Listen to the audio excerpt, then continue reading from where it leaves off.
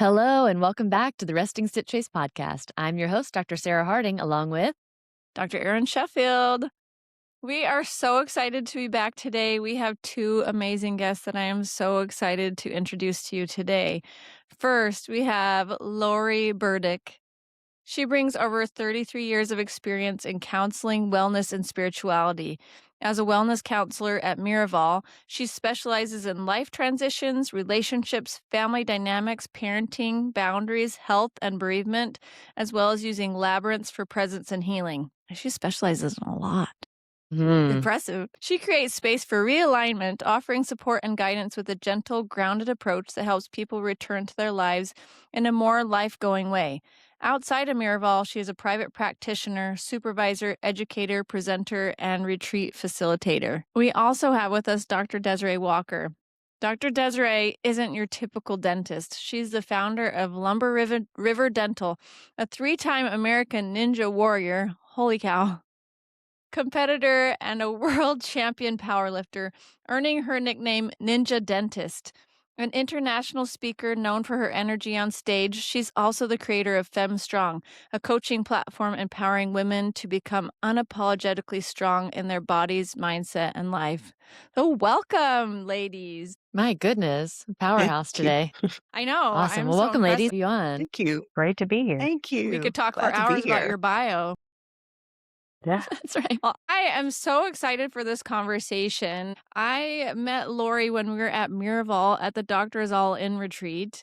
We went to one of her sessions on digital mindfulness, which was very helpful, and I've been trying to continue with those principles. But my husband told me that he attended one of your workshops on grief, and he just was raving about it. He was so impressed. He thought it was so helpful and wonderful. As a grieving person myself, felt bad that we missed that. So here we are to hopefully break it down with you a little more. And I wanted to bring Desiree into the conversation as well, because Desiree recently lost her mom, and that's something that we've kind of shared together, both having parents go through that cancer journey, kind of that pre-grief, and then what happens after it hits you. So I am really in particular excited about talking kind of about that early grief journey and that later grief journey. Yeah. So do you think it would be helpful, Lori, for us to kind of tell our grief stories at first, or do you have any thoughts that you'd like to share before we kind of go deep in?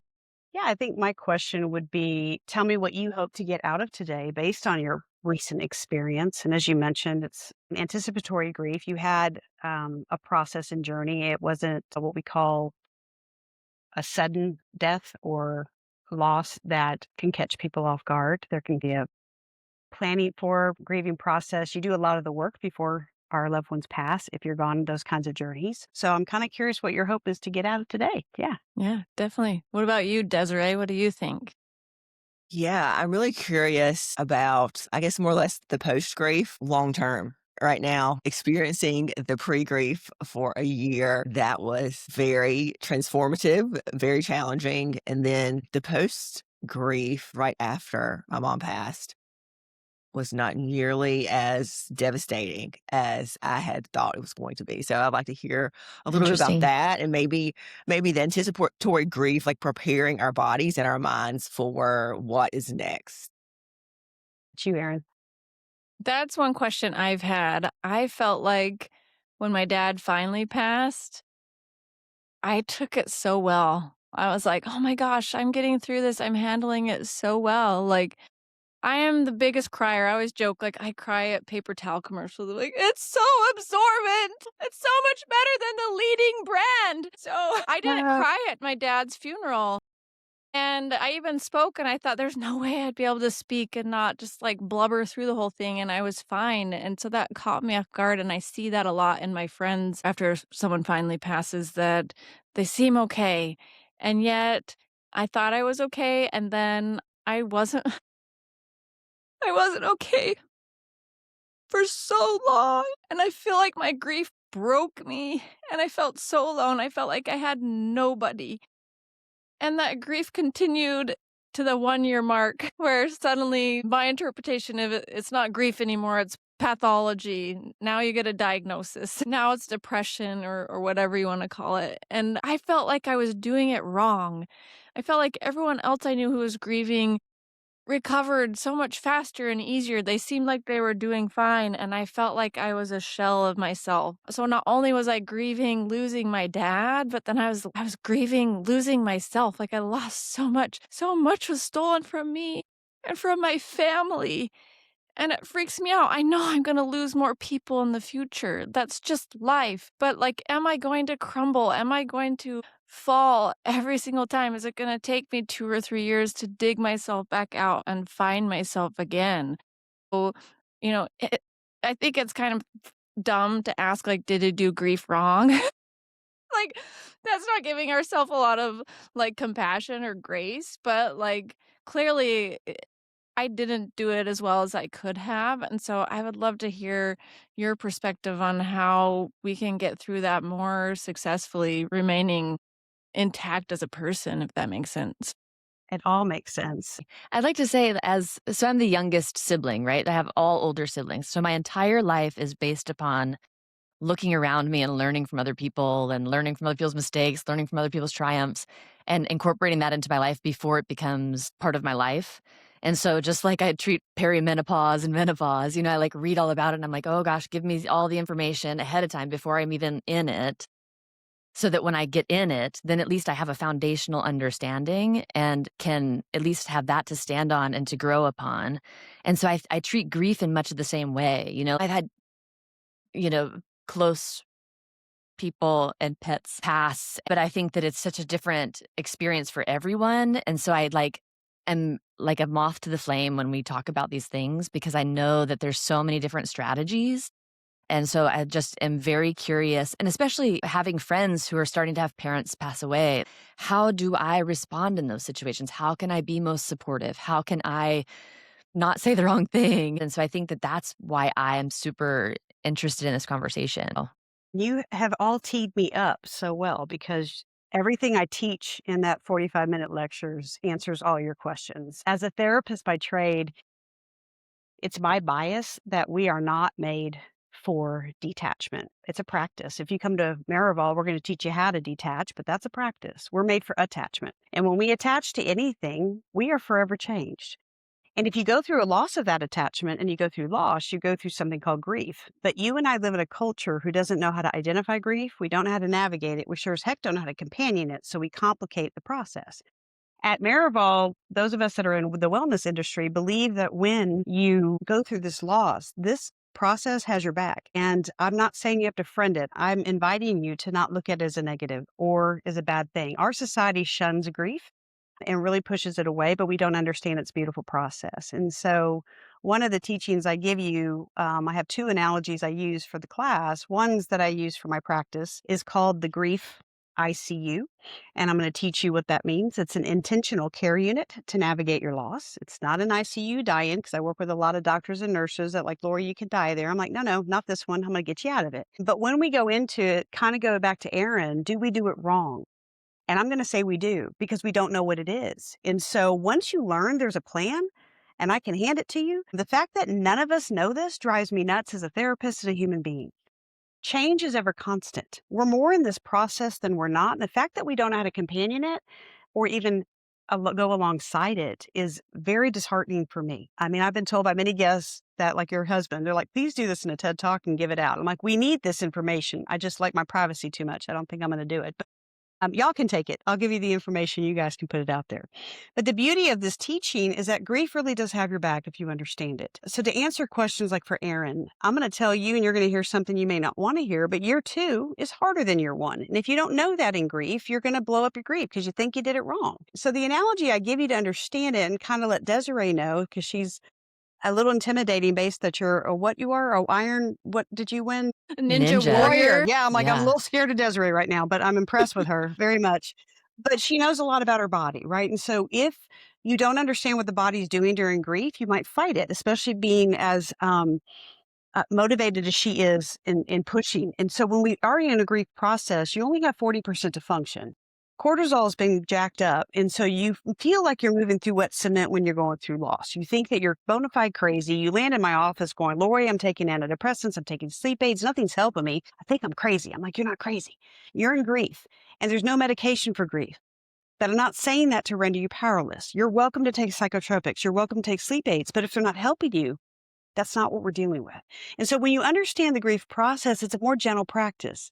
So what we learned, the first thing is to be kind to self. And we're going to give you a plan today on how you navigate this thing, because in wellness, we've left behind language and research on self-esteem. We've overdone that in this culture. We're moving more towards language and research on something called self-compassion. You and I have forgotten how to be a human being. Grief is a very human process. You're more in it than you're not. And this is my pet peeve with toxic positivity and life coaches who push you to 100% days. I think that's cruel. I can guarantee you a 40% day. I can never guarantee you a 100% day. And our culture thinks it moves at 120% because everybody's on monster drinks and whatever. So when you're in grief, you're moving at a third of the capacity the rest of the world is. You feel like a sloth in a fly's world. You feel bona fide crazy. You're not diagnosable. And that's like Aaron's sake. I'm at year 1. I'm diagnosed. You're not diagnosable. In fact, year 2 is not your whole second year. It just happens in year 2.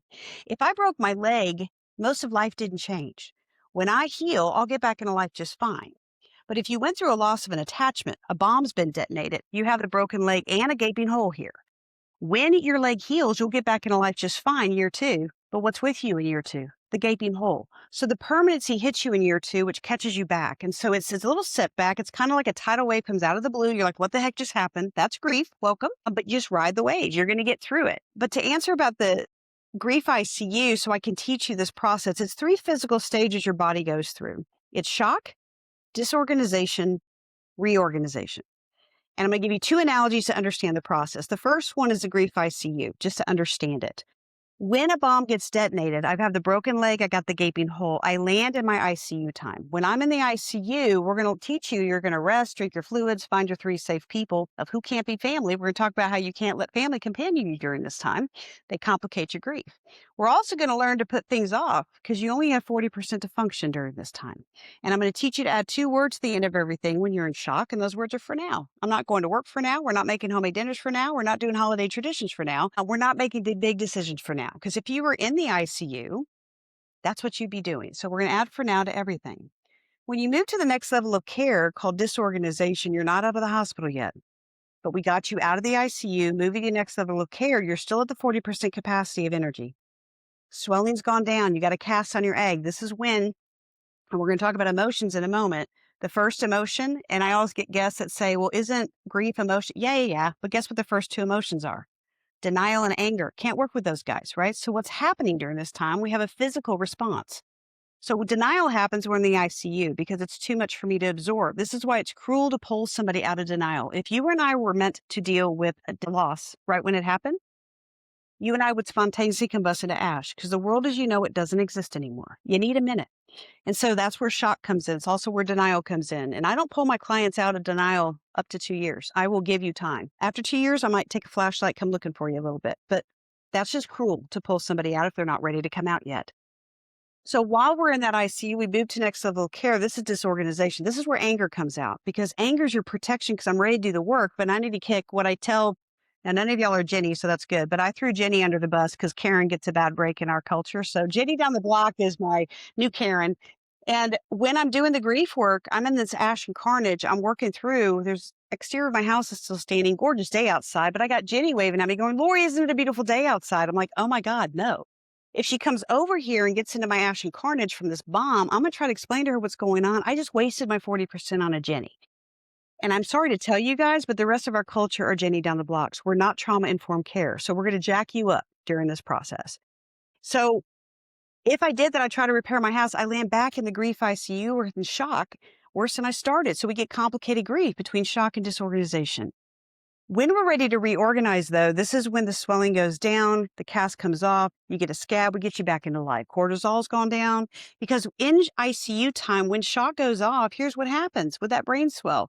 Same thing that happens with a leg. Your doctor says, give it a week. We'll give it a time for the swelling to go down. Then we put that cast on it. Well, in grief, you need a minute. to let the swelling go down because cortisol's gone off. You get brain fog. You can't make decisions for the life of you. Your eyesight changes. Tell widows and widowers never change your glasses unless you can't see.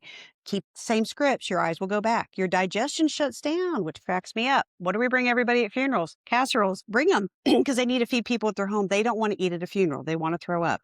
They also aren't sleeping. They're up on the hour. Why? Because the body's keeping you alert so I don't further injure the wound. You don't have to fight this. It's a grief process.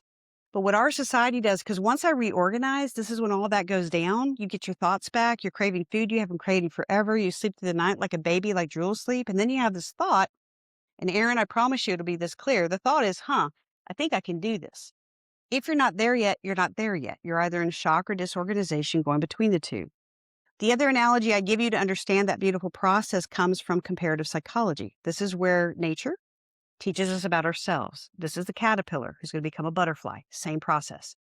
If you don't trust me, if you got little kids, order the painter butterflies. You can teach them. When you get these cute little wormy things, these little caterpillars, they go into shock. They don't know what's happening to them. They will be forever changed. But when they get to the chrysalis and the cocoon, this is their disorganization time. This is when the caterpillar is salvaging everything that still has life that will go with it to the butterfly flight. It's going to discard that which no longer serves it. It's your grief work. When it's done, it clears. It gets translucent. You see the butterfly before it emerges. The butterfly looks out like, oh, that's how I get back into life. And there it goes into acceptance. The beauty of this practice, it happens all the time, whether you fight it or not. We're trying to teach you how to go alongside this. Because if you don't believe me with this, what our culture did, and this is my bias, I don't think we have healed from COVID because we never agreed on COVID. And the problem with that is if you don't agree on the narrative, you can't heal from it. And the problem is half our culture was like, not a thing is a thing. And I'm not getting biased on one way or the other. My point is we took the chrysalis and we ripped it open. We grabbed the butterfly, tried to force a new normal. We maimed its wings. We got stuck here. Here we are in complicated grief. Now our politics have fallen in suit, right? So we're stuck here. The problem with that is that if you would never take a pregnant woman at 3 months and pull her baby out, we do that in grief all the time. And if you don't believe me with this, order these little painter butterflies. Learn it. Because once they get into shock and they get the chrysalis, the cocoon, if you get near this, it has an emergency system. It's kind of creepy and cool. It starts shaking uncontrollably, like, oh God, you know to back off. By the time you've gone, it finally calms back down and gets back to its work. This is what we don't know how to do in our culture. We don't know how to hold this space. And so what you and I do is we lose a loved one. You're in shock. Your bomb has been detonated. You've got a gaping hole. You've got the swollen leg, and you got 3 days to put together a funeral. Let's put a party together. Celebrate life, enter body. Get the casseroles. Society says, Aaron, there was your grief. Now get back into life. That wasn't your grief. That was your shock, and you're not in grief yet. And when you get to grief, disorganization, guess what? No one's around you. You're all by yourself. And that's where the Jenny down the blocks come out and say stupid things. This is why family can't companion you. Because if I lost a baby, I might say, oh my God, was it that spicy dinner I had last night? Because we're going to teach you in the process, after we go through shock or denial and anger, we go through something called bargaining. This is the part that you have to start asking questions that may not have answers. Could I have done something different? Had we done an intervention on daddy? Had we done other things? Could we have prolonged his life? Is there something we can do about that? Was it the spicy dinner I had last night? My mother would be horrified saying, Laura, you didn't cause this. Let it go. I have to ask that question till I'm done asking that question. It's what we call rewrites, redrafts. I It's have like to the what figure out what ifs, right? happened here. Yeah. And so I need to ask the question. Now, if my mother also, this is where it comes apart, she also may say something like, hey, we're going to go plant a tree in honor of baby Ella. I'm like, I don't want a tree in honor of baby Ella. She's like, no, it'll be good for you. She'll get my anger. Here comes the emotion of anger. I don't want a damn tree. I want my baby. If my mom wants to plant a forest, rock herself out, do it. That's your grief. Do not impose that on me. So this is where family cannot companion you. They mean well, but they're going to stop the process.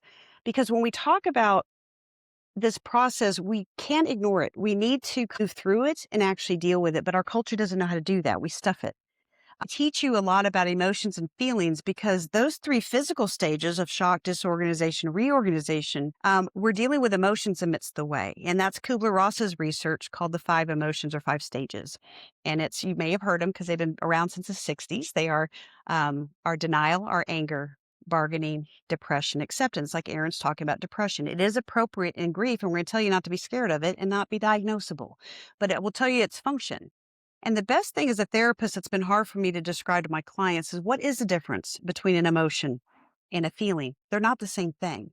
And if you understand their function and how transient they are, you don't fight these guys.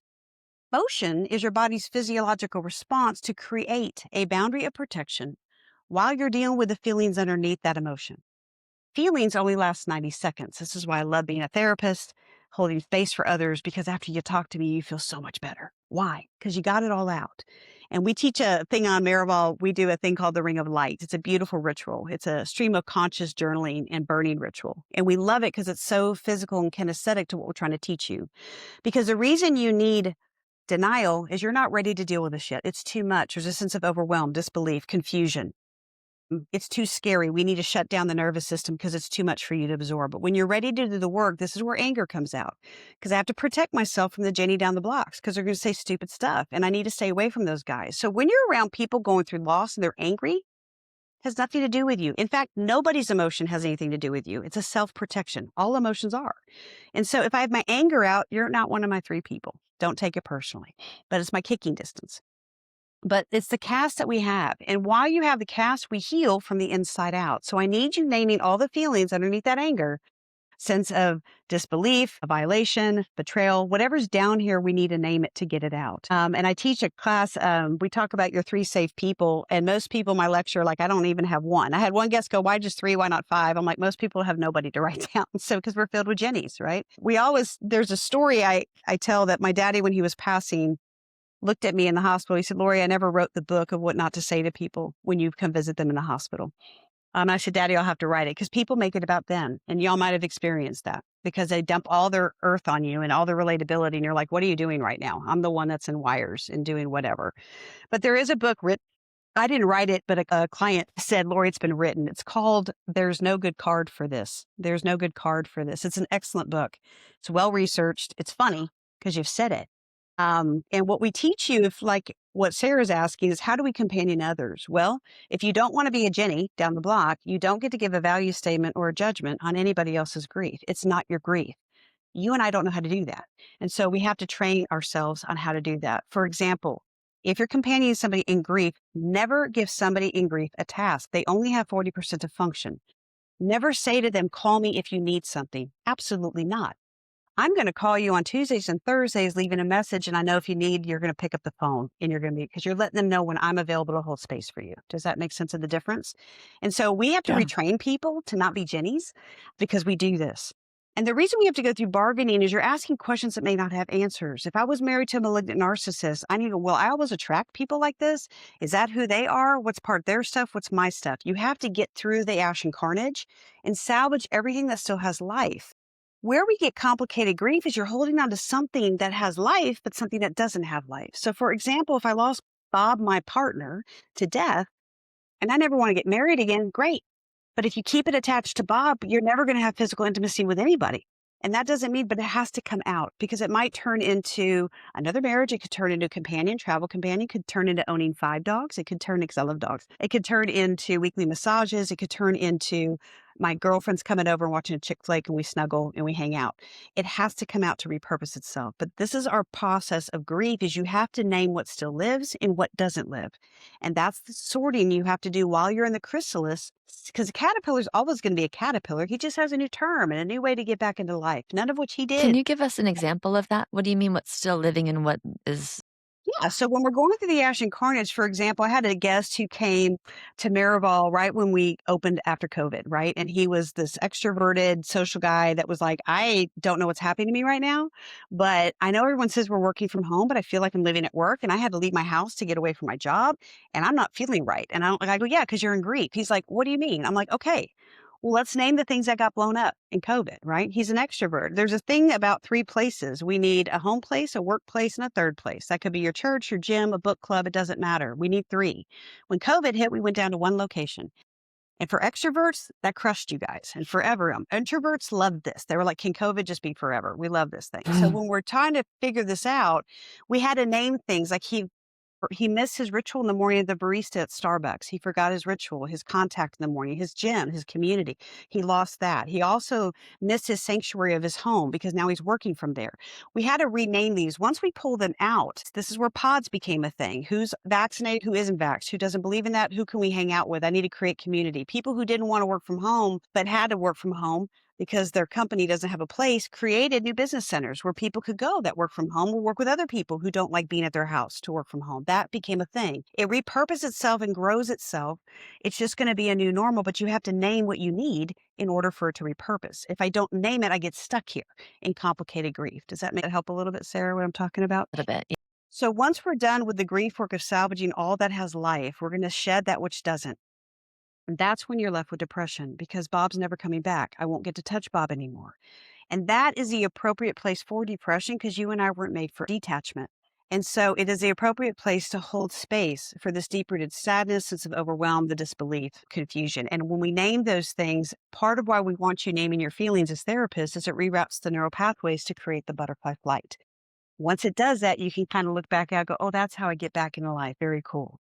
All of that really resonates with my experience. It's like, have you been watching me? Because I found, and I've talked to my own therapist about this, like I thought like the first week or two, you're off work, you're making all the arrangements. For me, I was back in Utah. And so, nothing was really required of me from like my normal life. And then once you get back, everyone's kind of like, "Oh, so sorry about your dad." And you're like, yeah, okay. And you have that awkward 20-second thing, and then you're done.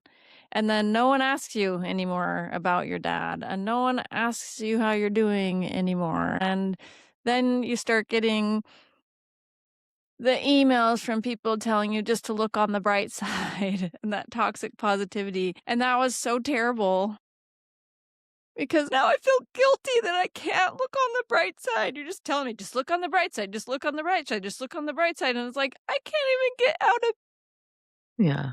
And Are there's you telling me to walk towards the light or what? I'm confused. Right. Like, that's the bright side. Like, what are you It's talking so about? hard when they tell you that because now I'm feeling guilty for feeling guilty for feeling guilt. Like, it just feels like it's like getting piled on. Like, and it that will, and makes that's it what so hard. we call complicated or compounded grief. So now we got that on top of it, right? And so when we lose parents, for example, I don't know if you've lost both of yours, Erin, but there's something in grief work that we call becoming an adult orphan. And so we're all terminal here. We've been dying since the day we got born, right? But we don't live with that consciousness. Nobody does. But as long as you have a parent alive, we know we're going to die, but we don't really know we're going to die. And if we lose both parents, oh, good Lord, fragility of life hits, you go, Yeah. oh my God, I'm next. And then all of a sudden you're so conscious. And at Marival, we teach you about mindfulness, presence, but these are sips, they're moments. You don't stay here that long. Present moment is the coolest place of life. But when you go through these kinds of shocks, you're like, what? And then you're the most sober person at a drunken party. And people are like, just get over it or you're going to be fine.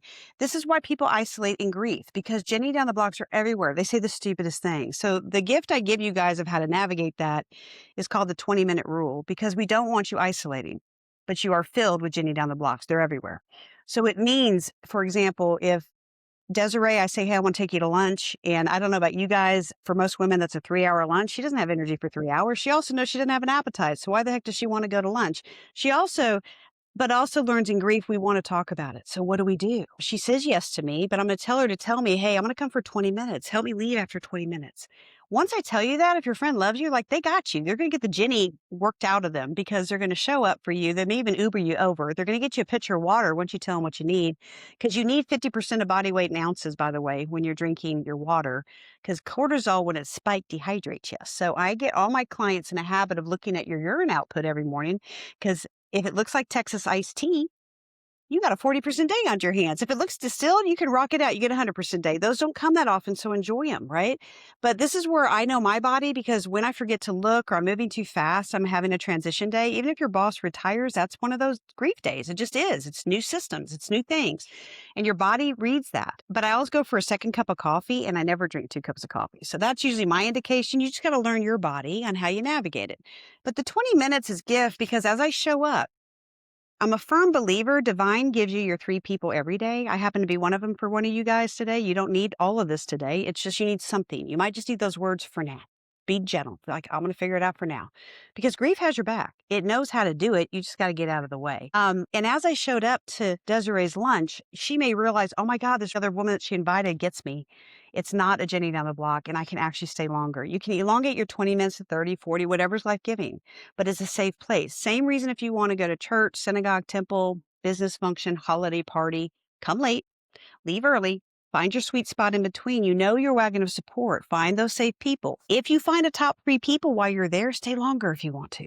But the reason you're doing this little reconnaissance mission is guess who's at the entrance and exits? Jenny down the block. And she says the stupidest things. And it's too awkward, which is why we isolate in grief, right? So we don't want you to try to change the world. You're not there yet.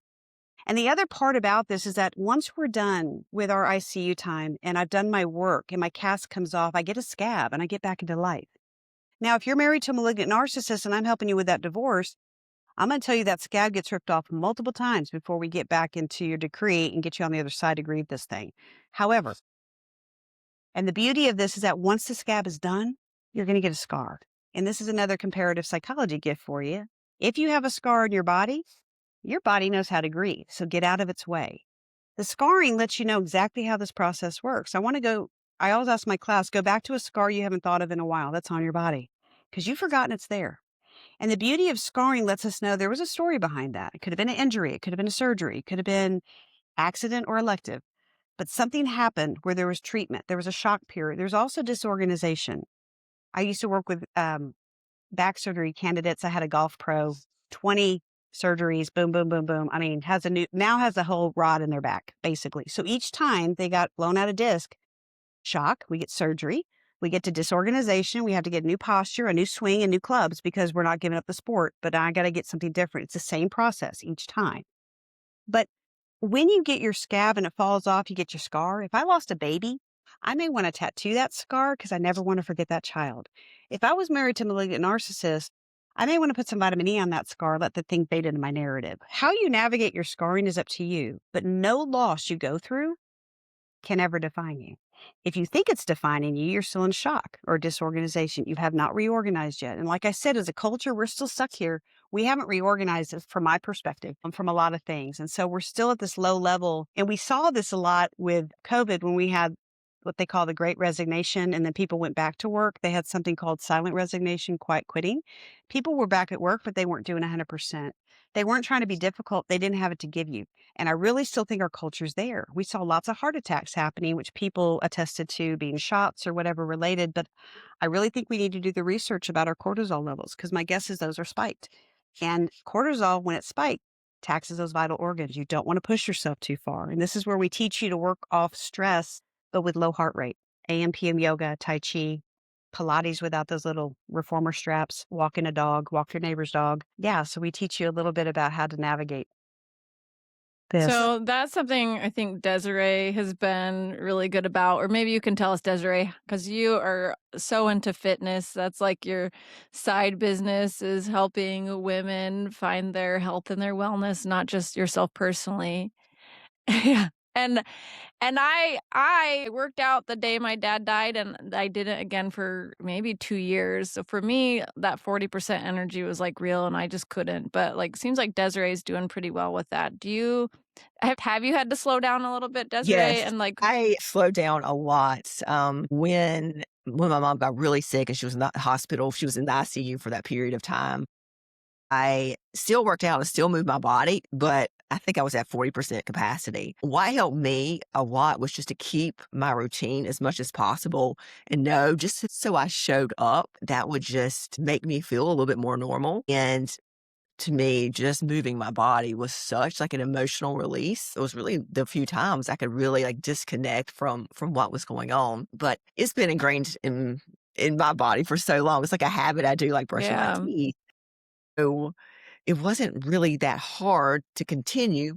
I didn't go as hard and I didn't add anything extra. And if Right. I missed a day, it was no big thing. It was my mom. I was like focused on like going to visit her in the morning. I would get up like super early, go do a quick workout, go to the Mm. hospital for about an hour before work, and then go after work and stay until they told me to leave. So it did help me. It really helped me so incredibly much. But one thing I stopped doing was my cardio. I was like, I'm doing one thing. I'm going to lift weights and that's it. Nothing extra. My 40% does not include cardio. So I did, for me, take it easy and take a break, When you listen which to your body, you can tell you're really in tune with it, Desiree, and you knew not to, right? Because that cardio would have increased the heart rate. Yeah. And all we're telling you when reduce what we say, remove unnecessary stresses. I always tell my class, look, if you got a list of things to do today, you're going to cut it in half and take 2 things off. That's all you're doing today. And tell me who in life gives you permission to do just this, including you. And guess who we give this to? We all give it to the job. We all give it to the job. So I've got to tell my clients, hey, there's something called FMLA. They're like, oh, what's that? I'm like, oh, it's a thing. Can you take the time off? No. Okay. Well, can you reduce your hours? No.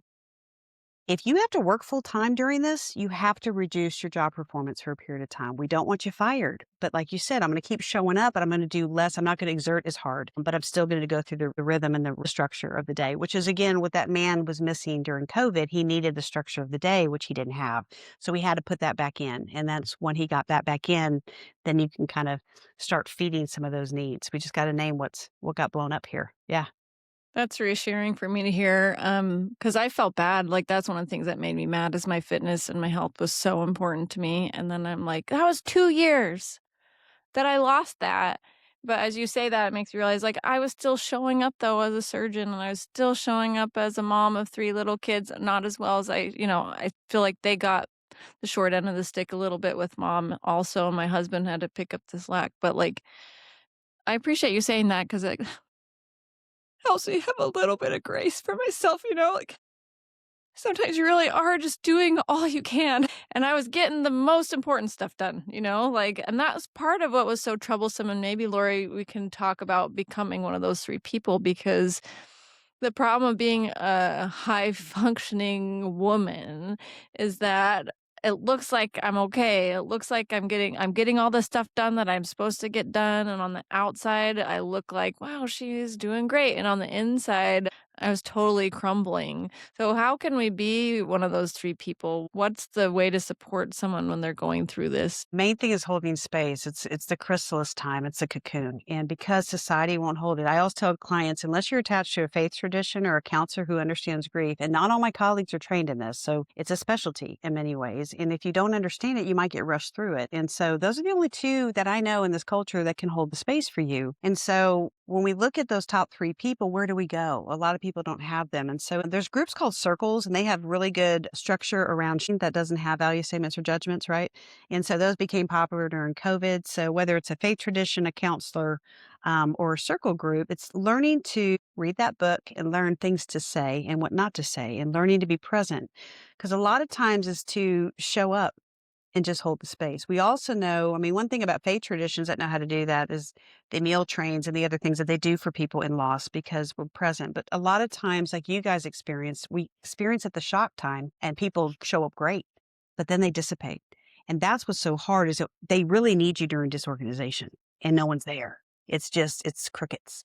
And we really want to talk about our loved ones. We want to keep their memory alive. And this is what's really hard is we don't know that people want you to ask about them. I want to know about what you're thinking about daddy. I want you to tell me a story about him. This is kind of where we teach you ways if you're in a tradition, say you're in a Christian tradition and you got Christmas stockings, we want to put a stocking of dad's name on it and papers around. So when you come to my house, I want you to write a story and a memory about him. We're going to stuff it every year. And each year we're going to explore it and let it grow because we want to encourage people to tell stories, to share. One thing I'm sensitive to with Desiree and you, Erin, and I'm going to say it and I don't mean it to be offensive, but I see it a lot in my offices, especially when you've journeyed with somebody that might have had a cruel diagnostic or painful like pancreatic cancers, things that were, I don't know what y'all's experiences were, but if our family members were suffering and they pass, there's also a sense of relief. We'll never say it out publicly because never would you say that word about the relief of losing a loved one like a parent. But if they're not suffering anymore and we've been caregiving and your nervous system has just been so taxed, there is a relief at the cemetery or at the funeral because there's almost like, why am I not crying? Because you got relief. There's just like, oh my God, it's better for everybody in the sense of suffering. That doesn't mean I want them gone. And so it's a hard thing to hold. I just want you to give yourself permission when you're in your quiet time that you can have that experience of relief. And it's okay. It's just that nobody's going to say that out publicly. They'll say it in a counseling session. I'm just giving you I permission. say it out publicly because Yeah. I'm that person, but Yeah. Yeah. I have to say that Erin was one of my 3 people, and I'm so freaking grateful for her. Like during this time, I just remember like the first time that we met, and I was going through the pre grief, and it was in November at a dental conference, and she had shared with me about her her dad passing and how hard it was. And I shared with her about my mom, and we got a good cry in together. And she was like one of my people that I could lean on, I could text, and she checked in with me so incredibly often. So very, very fortunate for her. She was an amazing third person to have. Like, yeah, I was just so blessed to have that. And I had two other ladies that were mentors, coaches, friends that were so incredibly supportive. And I think that was a huge part in how I went through this like tough time. Like my husband was great too, because he had lost his dad 8 years before, and he was so incredibly supportive, allowed me space. And I feel like I had so few Jennies in my field that the process of actually going through when my mom passing was, I felt so supported, so incredibly supported by so many people, and so fortunate to have that. And I was worried, when my mom got sick and I knew, her time was coming. I'm an only child. I don't have any brothers or sisters like to lean on. So I was kind of worried, like, am I going to be alone during this time? But I was not. And I'm so grateful for that. And totally agree, Lori, that having those three people is so crucial into how you can go through this process. It makes it survivable. It's insurmountable in many ways. And again, when parent loss, like what Sarah was asking about this bargaining time, when we're in the ash and carnage, things about losing parents, sometimes things get slammed on you in grief. For example, if you lose a mother, and maybe I am the historian, I am the one that does the holidays. I'm the one now it all that's because mom used to hold all that. Now I got to do it. No, you don't. And so we got to take those things back off and put them in the ash and carnage and decide, do I want that to die with the relative? Do I want to hand it off to another relative?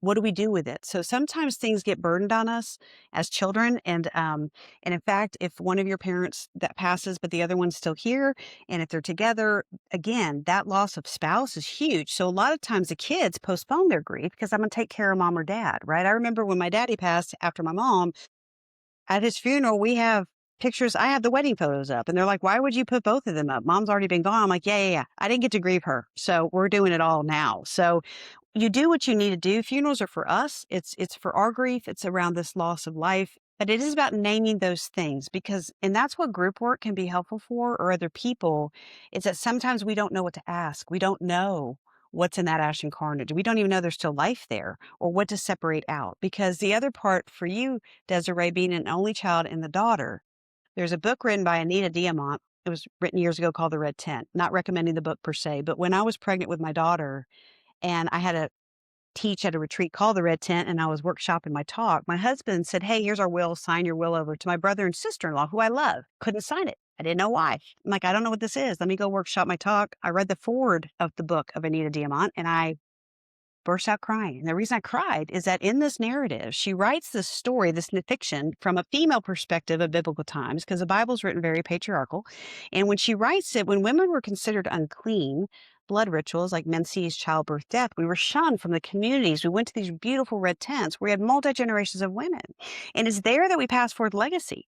It's not that we didn't love our sons, but the patriarchy took our sons. And I realized if I died, my daughter wouldn't know my red tent. She'd be raised in Tracy's red tent, my sister-in-law. Beautiful red tent, just wasn't mine. And I was crying because I'm like, oh my God, I'm not going to get to give it to her. But as I prayed about Divine's like, Lori, it's a natural gradient for a mother to want to betroth her own stories, her own legacy. And that's where you're sitting with Desiree right now, right? It's mom's legacy. I'm the only one. I don't have a sister to share it with.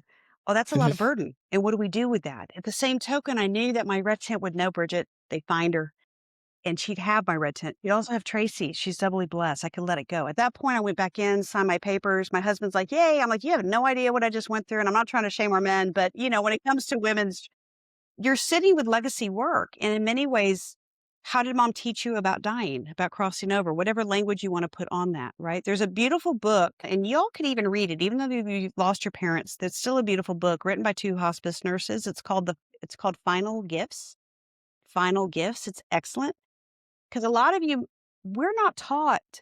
And hospice has been but the best ministry to give us because it taught us about palliative care and how to not go to these extraordinary things. That dying is a natural process. We just don't talk about it in this culture. And it can be a beautiful rite of passage. I got to midwife my mother in death because I birthed a child. I knew how to do that. My sister hadn't. She's a nurse though, but she's like, I don't know this part. I'm like, I think I got it. I think I know now.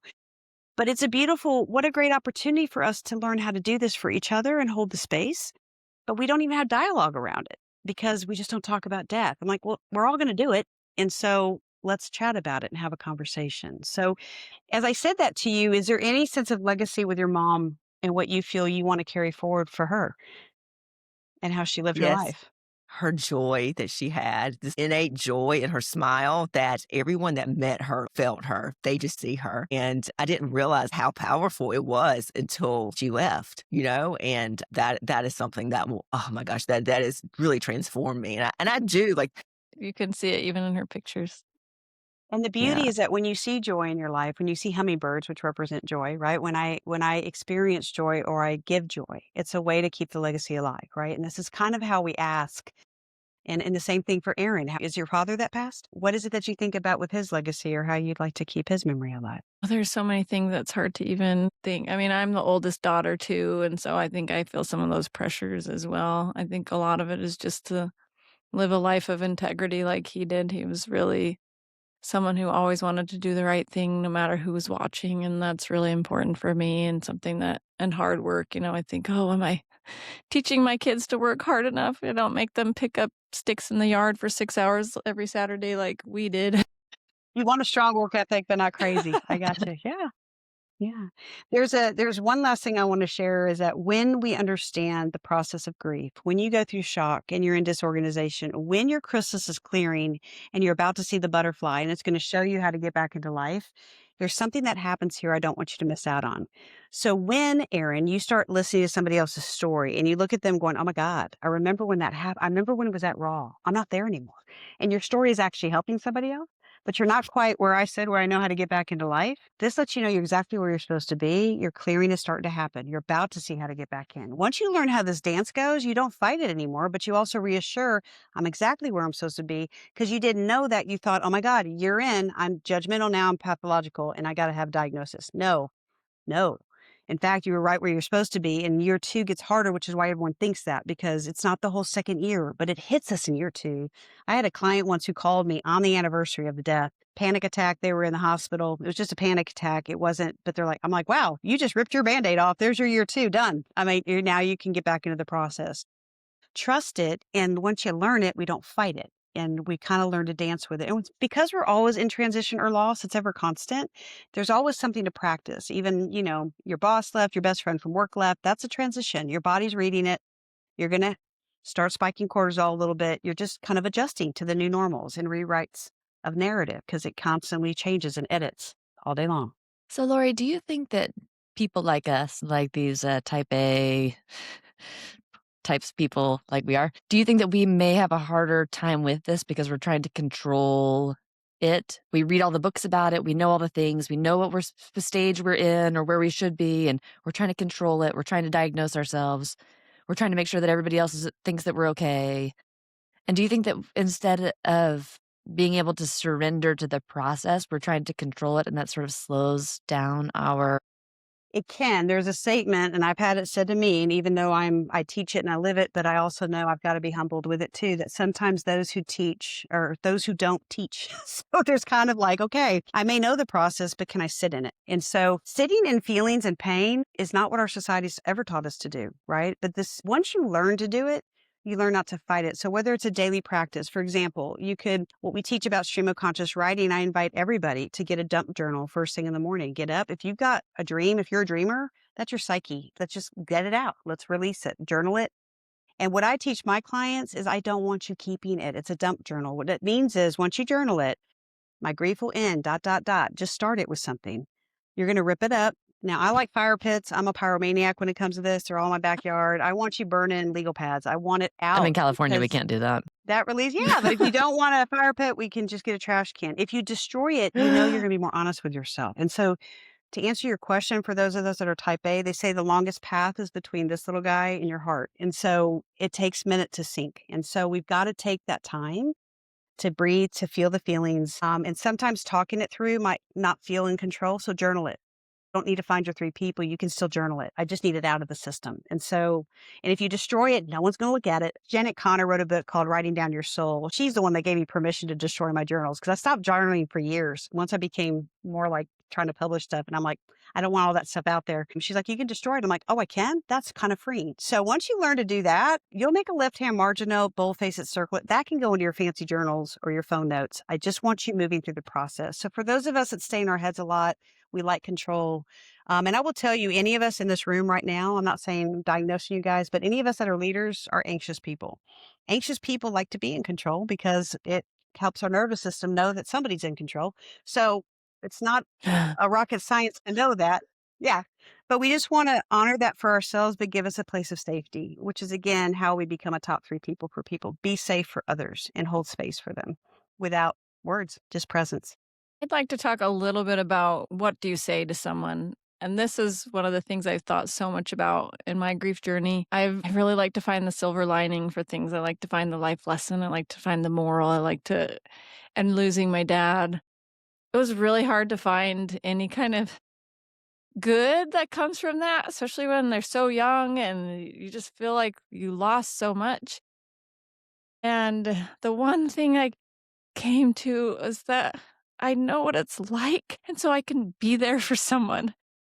And I think that's why I could be there for, like, Desiree. And like you said, I figured out people wanna talk about their person, and I knew that from experience because it would be Thanksgiving 2 weeks after my dad died, and no one says, "What did you guys do at Thanksgiving with your family? I bet it's really hard to go through your first Thanksgiving with your dad."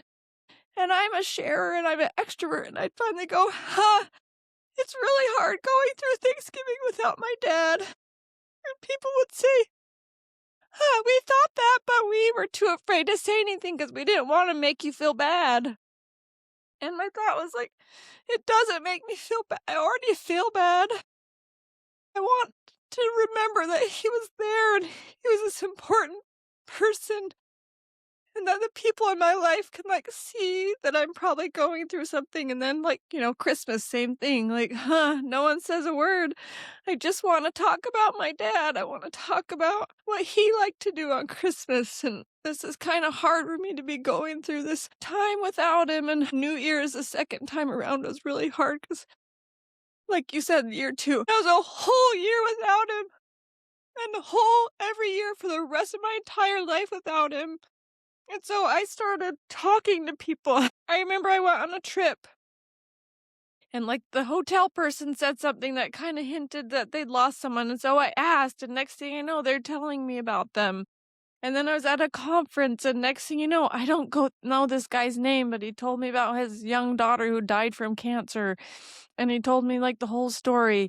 And then I'm driving in an Uber, and they're talking about how she lost her husband, and I'm hearing about it from all these people. And I realized, like, we're so afraid to ask. We're so afraid of our own maybe discomfort also, like, it's gonna make me feel sad if I ask and hear about this. So, as soon as you hear about someone, it's just like you brush past it so fast. And because I was the person, the stranger in the back of the Uber willing to hold that space, suddenly I was getting the full story, and that was, like, so transformative for me to realize, like, okay, if I need some meaning, that is why. So I feel like you said exactly that. But, like, what can people say? Because I know a lot of it's we don't want to be that Jenny. So, like, what is Jenny saying? What maybe if we vocalize it, people can hear themselves in that to know not to say that. And then what can we say instead? So I will say the Jennies in my life, if you're going to start a sentence with anything that says can just, I don't wanna hear You it. want to throat check them at that point. Yeah, I got you. Yeah, it's like, Right. Like anything or a at least. You can just or at least. Any comment like that, I don't think that's helpful. At least you know they're in a better place. You can just be glad that they're not suffering. Those kinda comments I think are difficult. So I wonder if you, Lori, or if anyone else has any ideas of what we shouldn't say and then what's more helpful.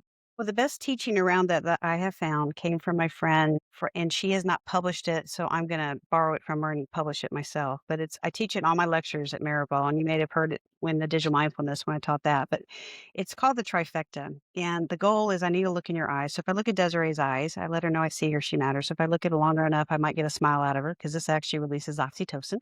Because if you remember during COVID, we missed what? Smiles, right? Now everyone's looking at Apple Watches. We're not looking at each other.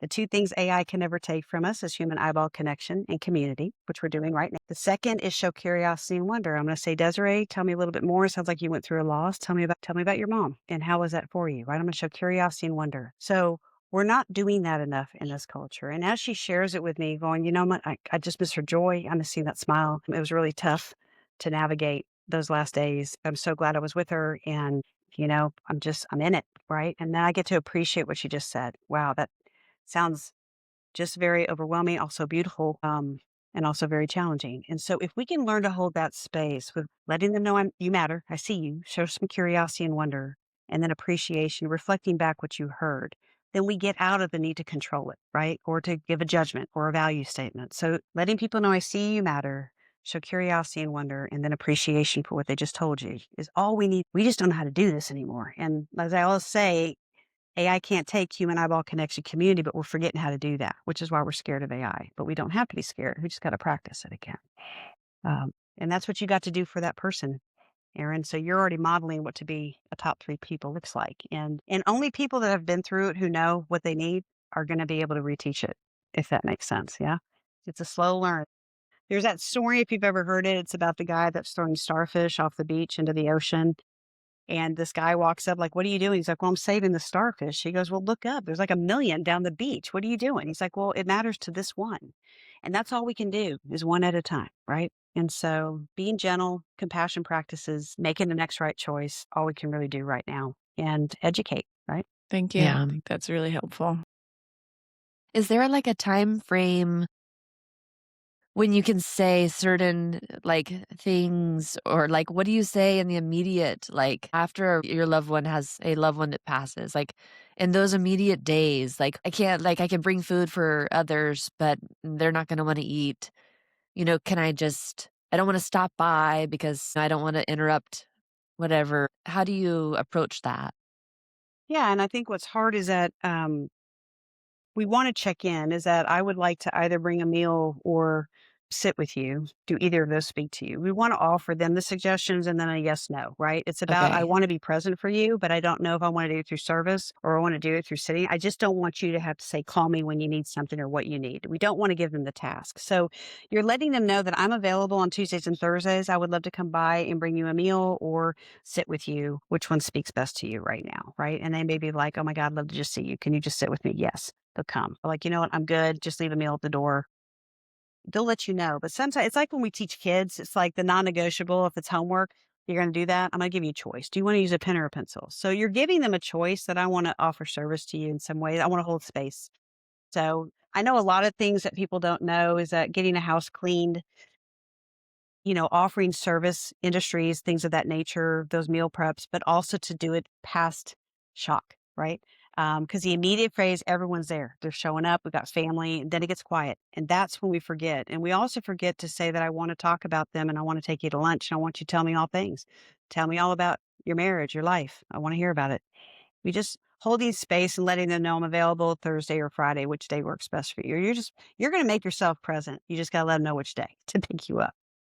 And how do you face your fear of that negative emotion? Because I found that, like I said, people are afraid that if they ask, I'm going to unload on them. And I think they're more uncomfortable with the sadness. I've been sitting in it a long time. So Well, you just figured out that's a Jenny, right? So that's not going to be a person that can hold the space for you. There's not many people that can. And that's why we have to hire them for a period of time. Might be a counselor, might be a faith group, could be a circle group. But most people don't know how to hold that space and they get scared, which is why they don't want to ask. So we do have to be selective, which is why it's a lonely time, but you don't have to be isolated. We just got to figure out how to navigate best steps and next steps.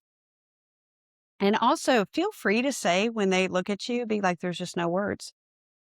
There aren't. So just say that. And that alone acknowledges there are no words. And that's been a safe haven for me. I've used that many times because there's not, especially with loss of child. immediate losses, cancer, every diagnosis. I mean, everything. It's like there's just no words around this. And just shaking your head and letting them know, I get it. I'm with, I mean, I don't, but I'm with you. And that alone can just be very comforting. And one thing we learn about children, that's why they can do loss so beautifully. You're like, oh, I guess that's just really sad. No, it's not sad. It's just crappy. It's shitty. I mean, they're going to change the language for you and tell you what it is. And that's what, if, as long as you offer a feeling, I can only imagine it being overwhelming right now. They'll change it if it's not overwhelming. Be like, no, actually, it's peaceful, just sad. Yeah, I always liked oh my gosh, that sucks so bad. Like, yes, it Yes. does. Thank you. Yeah. Thank Name it. you for saying that. Yeah. That's Let's be real. Let's get messy. Yeah. exactly what it is. Yeah. Like, I think just acknowledging, like, oh man, Just sucks. stinks Yeah. so bad. Yeah. And I have one more question for you. So when we were talking about the pre-grief sort of stage, like when you have a loved one with a terminal illness and you have this sort of pre-grief and where you're coming to terms with that life will change, you know that this is happening. And then when that person dies, the people around you, I think, didn't get to have necessarily the pre-grief that you had. And so what I've found a lot of times is that the people around are sort of seeking comfort from the From you. Yeah. loved one who lost someone. And I understand, right? I get that. But also, is that okay? Is that not okay? Is that Well, they're Jennies, right, at that point, because you are advanced. You're not in shock anymore. You knew it was coming. There's still a period of shock, even if you're prepared. There's never prepared, right? You're never fully. But as Desiree would have learned, journeying, she was already facing it for along the ways. And this is kind of where I invite my clients, you're never too late for this, even if you had a closing conversation with mom or dad, right? But write them a letter post-death, right? It's write them a letter, all one-sided. Everything. You could be mad at them. You could tell stories. You could do whatever you want. This is not, Dad, you went too soon. I'm kind of pissed at you. You're supposed to be around for my kids. I want you to get it all out. And then when you're done, flip it over. Switch to your non-dominant hand and let Daddy write you back, because we need that interchange and it does help. And a lot of times that's a conversation we needed to have or still need to have, because you need that daddy. You need mom. This is legacy work, Desiree. It's like, I need mom. I need you to tell me what to do next. I don't have anybody to teach me now. I don't know who else is here. And this is where, like you said, it's not lost on you that you've been blessed with community that gets that. And you got some women, you've got a tribe, you've got a red tent that can guide you through this. You're going to find other mother figures, grandmother figures that may not be biological, but they'll be around you. Divine provides all that if we can receive it. And so don't shun it away. And so that pre-work, a lot of times, and that's where my daddy had said, they all make it about them. Comfort me, right? It's so hard. And it's just amazing what people do. That's why we have to limit our contact. We don't want you isolated, but you know who your safe people are. But the people that are going to make it about them, you say, I know it's really difficult, and exit. Get out of that. You only have 40%. Do not give them your energy. And you're going to sniff them out. You know who they are. And when they start being on you, they make it about them. You're like, are you kidding me? I mean, you just want to throat check them because you're like, this is ridiculous, but they will. And this is our culture. I'm sorry to say that. We're not trained very well in this. What's the difference between that versus like showing that you really understand? Like, is there a difference there? Is it the timing? Because, in one way, it's nice to hear like, oh, I've gone through loss and it was like this for me. And, it's okay if you have trouble or something, versus it being like you were saying, like inappropriate sharing. Well, and it's really up Do to you think there's a right? If difference? you're receiving it as beneficial and they're trying to be helpful and kind of coach you as to like, this is normal, been through it. It was very similar when I was with dad. They're just sharing to relate. That's helpful. That's not where they're making about them and processing their own grief. They're trying to give you some advice or permission that they didn't get. And you'll know the difference. You'll receive that and be appreciative of it and give them the feedback that I really appreciate you saying that. That was helpful and wish more people did that like you, right? So we're all learning as we go. We don't have it down, but I always tell people in my class, because they share why they're in my lecture. And I'm like, I can almost guarantee everybody on this property has a story like yours, but we're walking around with smiles on our face like nothing's happening. So wouldn't it be weird or more kind if we all assumed everybody's going through a story like Desiree and Aaron just shared? Wouldn't we treat each other a little bit more kind in our culture, right? We're just the demand, and especially as you're marrying Sarah, about our type A, our control, we want to learn because we want control of it. But when do we get to surrender and release? And in a culture that doesn't, and that's a whole nother topic on boundaries and dignity and all that. But as women, we don't feel safe to be vulnerable in this culture. So be gentle with ourselves as women, that there's not many places we can let down our hair and sit through this.